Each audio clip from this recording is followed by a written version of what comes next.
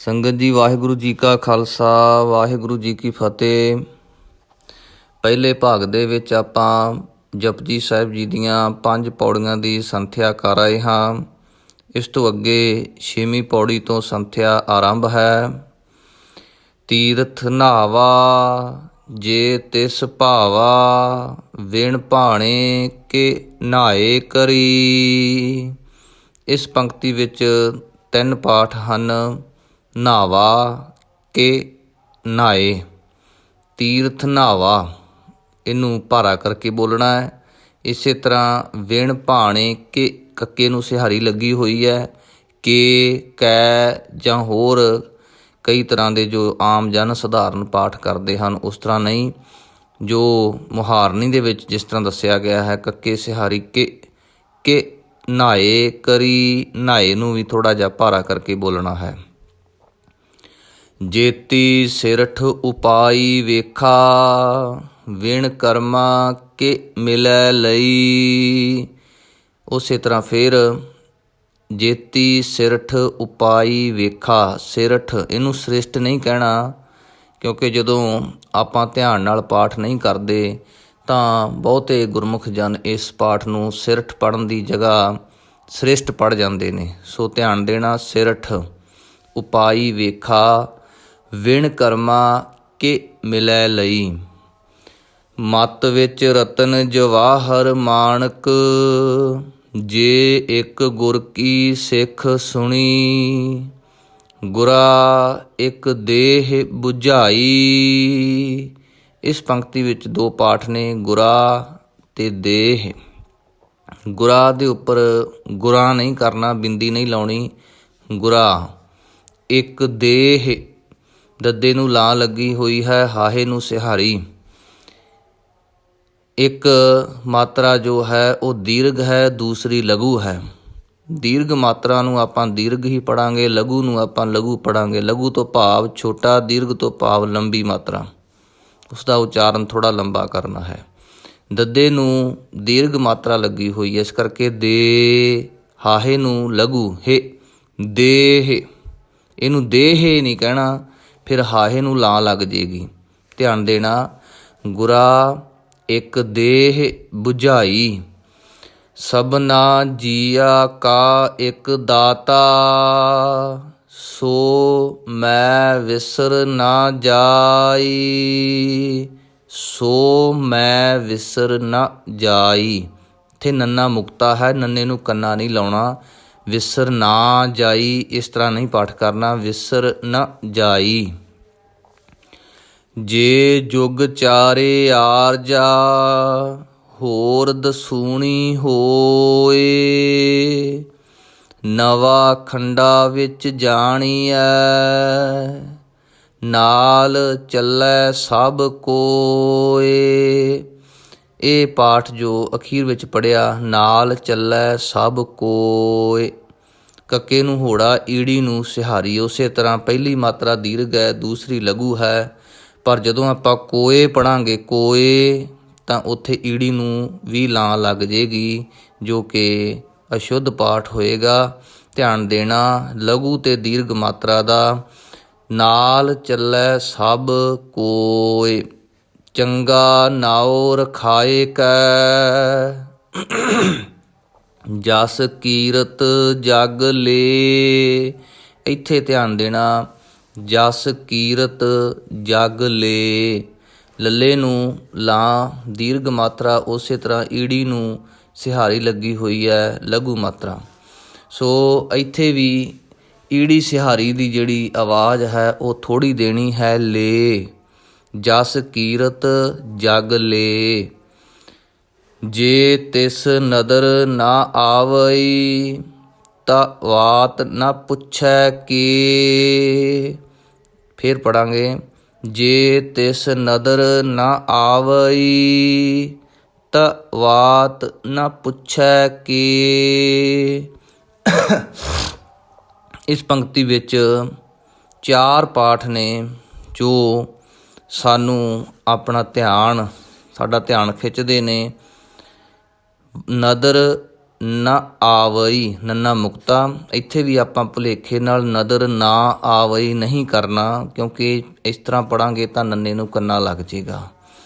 ਤਵਾਤ ਨਾ ਪੁੱਛੈ, ਇੱਥੇ ਫਿਰ 2 ਵਾਰ ਤੱਤਾ ਤੇ ਨੰਨਾ ਦੋਨੋਂ ਮੁਕਤੇ ਆਏ ਨੇ। ਇਹਨਾਂ ਦੇ ਨਾਲ ਉਚਾਰਨ ਕਰਨ ਵੇਲੇ ਕੰਨਾ ਨਹੀਂ ਲਾਉਣਾ। ਤੇ ਅਖੀਰ ਵਿੱਚ ਪੁੱਛੈ ਕੇ, ਇੱਥੇ ਕੱਕੇ ਨੂੰ ਲਾਂ ਲੱਗੀ ਹੋਈ ਹੈ ਤੇ ਇੱਥੇ ਲਾਂ ਹੀ ਲਾਉਣਾ ਹੈ, ਲੰਬੀ ਮਾਤਰਾ ਹੀ ਜਿਹੜੀ ਉਚਾਰਨ ਕਰਨੀ ਹੈ।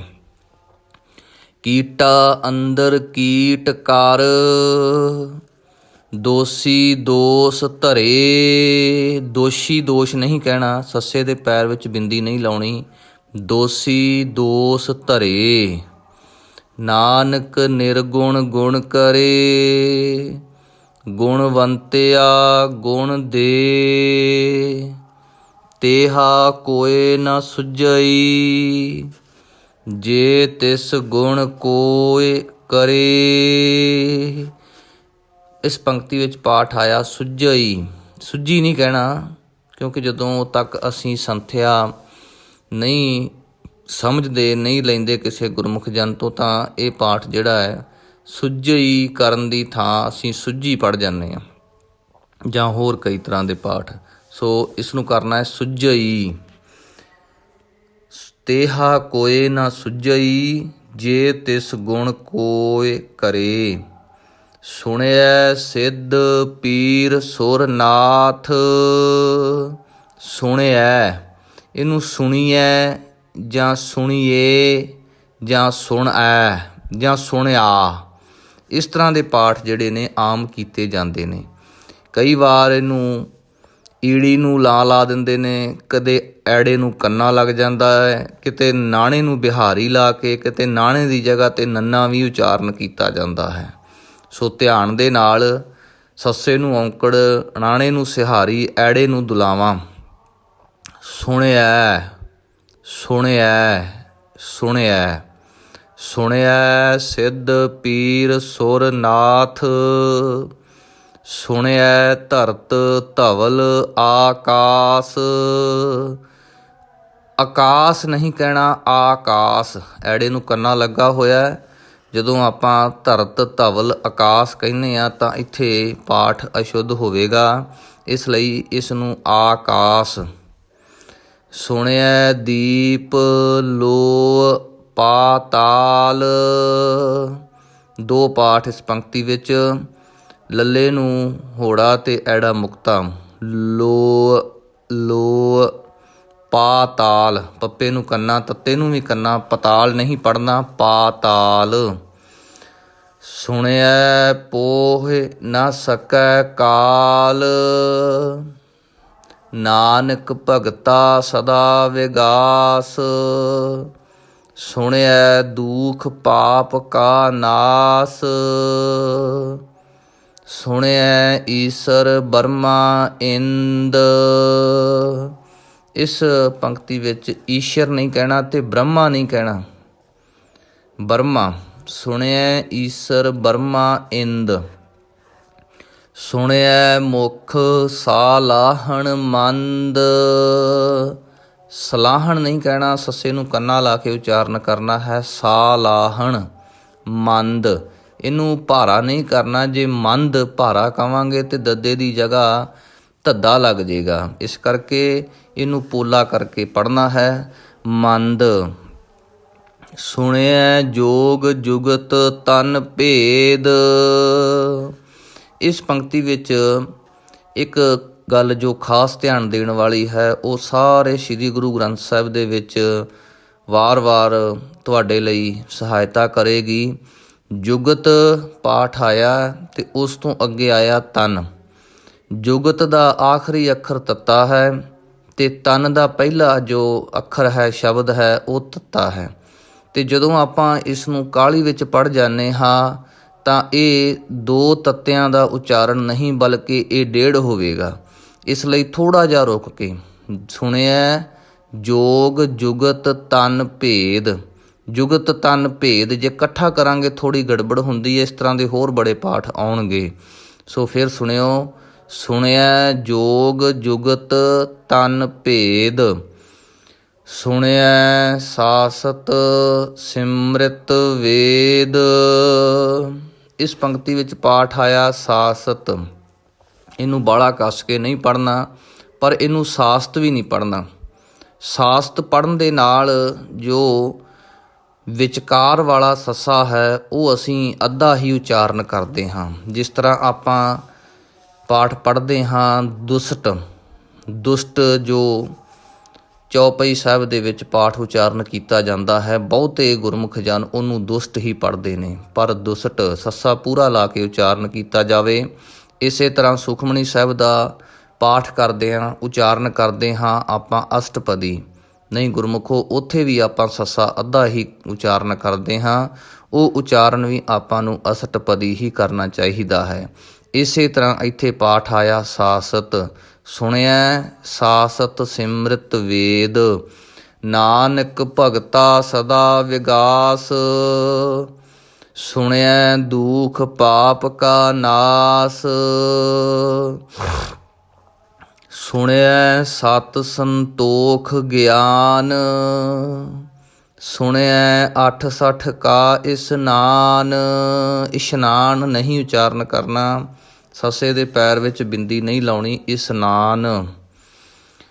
ਸੁਣਿਐ ਪੜ੍ਹ ਪੜ੍ਹ ਪਾਵਹਿ ਮਾਨ। ਸੁਣਿਐ ਲਾਗੈ ਸਹਿਜ ਧਿਆਨ। ਨਾਨਕ ਭਗਤਾ ਸਦਾ ਵਿਗਾਸ। ਸੁਣਿਐ ਦੁਖ ਪਾਪ ਕਾ ਨਾਸ। ਸੁਣਿਐ ਸਰਾ ਗੁਣਾ ਕੇ ਗਾਹ। ਸੁਣਿਐ ਸਰਾ, ਸਰਾ ਨਹੀਂ ਕਹਿਣਾ, ਬਿੰਦੀ ਨਹੀਂ ਲਾਉਣੀ, ਗੁਣਾ ਕੇ ਗਾਹ। ਇਸ ਤਰ੍ਹਾਂ ਦਾ ਜੋ ਪਾਠ ਕਦੇ ਆਏਗਾ, ਆਖਰੀ ਅੱਖਰ ਮੁਕਤਾ ਹੋਵੇਗਾ, ਉਸ ਨੂੰ ਕਿਸ ਤਰ੍ਹਾਂ ਉਚਾਰਨ ਕਰਨਾ ਹੈ, ਜਾਂ ਆਖਰੀ ਅੱਖਰ ਨੂੰ ਜੇਕਰ ਲਘੂ ਮਾਤਰਾ ਲੱਗੀ ਹੋਈ ਹੈ ਤਾਂ ਉਚਾਰਨ ਕਰਨ ਦਾ ਇੱਕ ਸੁਖੈਨ ਢੰਗ ਹੈ ਕਿ ਪਹਿਲੇ ਅੱਖਰ ਨੂੰ ਜੋ ਦੀਰਘ ਮਾਤਰਾ ਲੱਗੀ ਹੋਈ ਹੈ ਉਹਨੂੰ ਥੋੜ੍ਹਾ ਜਿਹਾ ਲੰਬਾ ਕਰੋ ਅਤੇ ਅਗਲਾ ਜੋ ਸ਼ਬਦ ਹੈ ਉਹ ਬਹੁਤ ਸੁਖੈਨ ਬੋਲਿਆ ਜਾ ਸਕਦਾ ਹੈ। ਸੁਣਿਐ ਸਰਾ ਗੁਣਾ ਕੇ ਗਾਹ, ਇਸ ਤਰ੍ਹਾਂ। ਸੁਣਿਐ ਸੇਖ ਪੀਰ ਪਾਤਸ਼ਾਹ। ਸੁਣਿਐ ਅੰਧੇ ਪਾਵਹਿ ਰਾਹ। ਇਸ ਪੰਕਤੀ ਵਿੱਚ ਦੋ ਪਾਠ, ਪਾਵਹਿ ਰਾਹ। ਪਾਵਹਿ ਹਾਹੇ ਨੂੰ ਸਿਹਾਰੀ ਲੱਗੀ ਹੋਈ ਹੈ, ਇਸ ਦਾ ਉਚਾਰਨ ਕਈ ਗੁਰਮੁਖ ਪਾਵਹਿ ਕਹਿ ਜਾਂਦੇ ਨੇ, ਪਾਵਹਿ। ਉਹ ਜਦੋਂ ਆਪਾਂ ਧਿਆਨ ਨਾਲ ਸੁਣਦੇ ਹਾਂ ਤਾਂ ਹਾਹੇ ਨੂੰ ਦੁਲਾਵਾਂ ਦਾ ਜੋ ਉਚਾਰਨ ਆਪਾਂ ਨੂੰ ਸੁਣਦਾ ਹੈ। ਇਸ ਕਰਕੇ ਜੋ ਸਿਹਾਰੀ ਦੀ ਆਵਾਜ਼ ਹੈ ਉਹ ਹੀ ਆਪਾਂ ਨੂੰ ਉਚਾਰਨ ਕਰਨੀ ਚਾਹੀਦੀ ਹੈ। ਪਾਵਹਿ ਰਾਹ, ਰਾਰੇ ਨੂੰ ਕੰਨਾ, ਹਾਹੇ ਨੂੰ ਔਂਕੜ, ਰਾਹ। ਸੁਣਿਐ ਹਾਥ ਹੋਵੈ ਅਸਗਾਹ। ਨਾਨਕ ਭਗਤਾ ਸਦਾ ਵਿਗਾਸ। ਸੁਣਿਐ ਦੁਖ ਪਾਪ ਕਾ ਨਾਸ। ਮੰਨੇ ਕੀ ਗਤ ਕਹੀ ਨਾ ਜਾਏ। ਜੇ ਕੋ ਕਹੈ ਪਿਛੈ ਪਛਤਾਏ। ਕਾਗਦ, ਇਹਨੂੰ ਕਾਗਜ਼ ਨਹੀਂ ਕਹਿਣਾ, ਕਾਗਦ ਕਲਮ ਨਾ ਲਿਖਣ ਹਾਰ। ਕਿਉਂਕਿ ਬਹੁਤ ਗੁਰਮੁਖ ਜਨ ਉਚਾਰਨ ਕਰਨ ਵੇਲੇ ਜਦੋਂ ਆਪਾਂ ਸੰਥਿਆ ਪ੍ਰਾਪਤ ਨਹੀਂ ਕਰਦੇ ਤਾਂ ਇਸ ਨੂੰ ਕਾਗਜ਼ ਹੀ ਪੜ੍ਹ ਜਾਂਦੇ ਹਾਂ, ਕਾਗਜ਼ ਨਹੀਂ, ਕਾਗਦ ਦੱਦੇ ਦੇ ਨਾਲ। ਕਲਮ ਨਾ ਲਿਖਣ ਹਾਰ। ਮੰਨੇ ਕਾ ਬਹਿ ਕਰਨ ਵਿਚਾਰ। ਐਸਾ ਨਾਮ ਨਿਰੰਜਨ ਹੋਏ। ਜੇ ਕੋ ਮਨ ਜਾਣੈ ਮਨ ਕੋਇ। ਮੰਨੈ ਸੁਰਤ ਹੋਵੈ ਮਨ ਬੁੱਧ। ਮੰਨੈ ਸਗਲ ਭਵਨ ਕੀ ਸੁਧ। ਮੰਨੈ ਮੋਹਿ ਚੋਟਾ ਨਾ ਖਾਏ। ਮੰਨੈ ਮੋਹਿ ਚੋਟਾ ਨਾ ਖਾਏ। ਮੰਨੈ ਜਮ ਕੈ ਸਾਥ ਨ ਜਾਏ। ਐਸਾ ਨਾਮ ਨਿਰੰਜਨ ਹੋਇ, ਜੇ ਕੋ ਮਨ ਜਾਣੈ ਮਨ ਕੋਇ। ਪਹਿਲਾ ਮਨ ਜੋ ਮੰਮੇ ਉੱਪਰ ਟਿੱਪੀ ਲੱਗੀ ਹੋਈ ਹੈ, ਇਸ ਕਰਕੇ ਥੋੜ੍ਹਾ ਜਿਹਾ ਕੱਸ ਕੇ ਬੋਲਣਾ ਹੈ। ਦੂਜੇ ਮਨ ਦੇ ਉੱਪਰ ਟਿੱਪੀ ਨਹੀਂ ਲੱਗੀ, ਉਹਨੂੰ ਥੋੜ੍ਹਾ ਜਿਹਾ ਪੋਲਾ। ਜੇ ਕੋ ਮਨ ਜਾਣੈ ਮਨ ਕੋਇ, ਮੰਨੈ ਮਾਰਗ ਠਾਕ ਨਾ ਪਾਏ, ਮੰਨੈ ਪਤ ਸਿਉ ਪ੍ਰਗਟ ਜਾਏ, ਮੰਨੈ ਮਗ ਨ ਚੱਲੈ ਪੰਥ, ਮੰਨੈ ਧਰਮ ਸੇਤੀ ਸੰਬੰਧ। ਐਸਾ ਨਾਮ ਨਿਰੰਜਨ ਹੋਇ, ਜੇ ਕੋ ਮਨ ਜਾਣੈ ਮਨ ਕੋਇ, ਮੰਨੈ ਪਾਵਹਿ ਮੋਖ ਦੁਆਰ, ਮੰਨੈ ਪਰਵਾਰੈ ਸਾਧਾਰ। ਸਾਧਾਰ ਸੱਸੇ ਨੂੰ ਕੰਨਾ ਲਾ ਕੇ ਉਚਾਰਨ ਕਰਨਾ ਹੈ, ਤੇ ਧੱਦੇ ਨੂੰ ਵੀ ਕੰਨਾ ਲੱਗਾ ਹੋਇਆ। ਸੁਧਾਰ ਨਹੀਂ ਕਹਿਣਾ, ਸਾਧਾਰ। ਮੰਨੈ ਤਰੈ ਤਾਰੇ ਗੁਰ ਸਿੱਖ, ਮੰਨੈ ਤਰੈ ਇਹਨੂੰ ਤੱਤਾ ਤੇ ਰਾਰੇ ਨੂੰ ਦੁਲਾਵਾਂ, ਤਰੈ ਤਾਰੇ ਗੁਰ ਸਿੱਖ। ਪਰ ਬਹੁਤੇ ਗੁਰਮੁਖ ਇਸ ਦਾ ਉਚਾਰਨ ਜਿਹੜਾ ਹੈ ਉਹ ਅੱਗੇ ਪਿੱਛੇ ਕਰ ਜਾਂਦੇ ਨੇ, ਤਰੇ ਤਾਰੈ ਕਰ ਜਾਂਦੇ ਨੇ। ਤਰੇ ਨਹੀਂ, ਪਹਿਲਾਂ ਦੁਲਾਵਾਂ ਹੈ ਫਿਰ ਲਾ ਹੈ, ਤਰੈ। ਜਿਹੜਾ ਗੁਰੂ ਦੀ ਗੱਲ ਮੰਨ ਲਿਆ, ਜਿਨ੍ਹਾਂ ਨੇ ਗੁਰੂ ਦੀ ਗੱਲ ਨੂੰ ਮੰਨ ਲਿਆ, ਉਹ ਤਰ ਗਏ ਨੇ। ਅਤੇ ਜਿਹੜੇ ਫਿਰ ਉਹਨਾਂ ਦੀ ਸੰਗਤ ਵਿੱਚ ਆਏ, ਤਾਰੇ ਗੁਰਸਿੱਖ, ਉਹਨਾਂ ਗੁਰਸਿੱਖਾਂ ਨੂੰ ਵੀ ਉਹ ਤਾਰ ਦਿੰਦੇ ਨੇ। ਮੰਨੈ ਨਾਨਕ ਭਵਹਿ ਨਾ ਭਿਖ, ਭਵਹਿ ਹਾਹੇ ਨੂੰ ਸਿਹਾਰੀ ਉਚਾਰਨ, ਇਹ ਮੈਂ ਵਾਰ-ਵਾਰ ਇਸ ਲਈ ਕਹਿ ਰਿਹਾ ਹਾਂ ਕਿਉਂਕਿ ਇਸ ਪਾਠ ਦਾ ਉਚਾਰਨ ਜਿਹੜਾ ਹੈ ਉਹ ਬਹੁਤੇ ਗੁਰਮੁਖ ਹੈ ਕਰ ਜਾਂਦੇ ਨੇ ਦੁਲਾਵਾਂ ਦੇ ਨਾਲ, ਇਸ ਕਰਕੇ ਭਵਹਿ ਨਾ ਭਿਖ। ਐਸਾ ਨਾਮ ਨਿਰੰਜਨ ਹੋਇ, ਜੇ ਕੋ ਮਨ ਜਾਣੈ ਮਨ ਕੋਇ। ਐਸਾ ਨਾਮ ਨਿਰੰਜਨ ਹੋਇ, ਜੇ ਕੋ ਮਨ ਜਾਣੈ ਮਨ ਕੋਇ। ਇੱਥੋਂ ਤੱਕ 15 ਪੌੜੀਆਂ ਦੀ ਸੰਥਿਆ ਸੰਪੂਰਨ ਹੋ ਚੁੱਕੀ ਹੈ। ਵਾਹਿਗੁਰੂ ਜੀ ਕਾ ਖਾਲਸਾ, ਵਾਹਿਗੁਰੂ ਜੀ ਕੀ ਫਤਿਹ।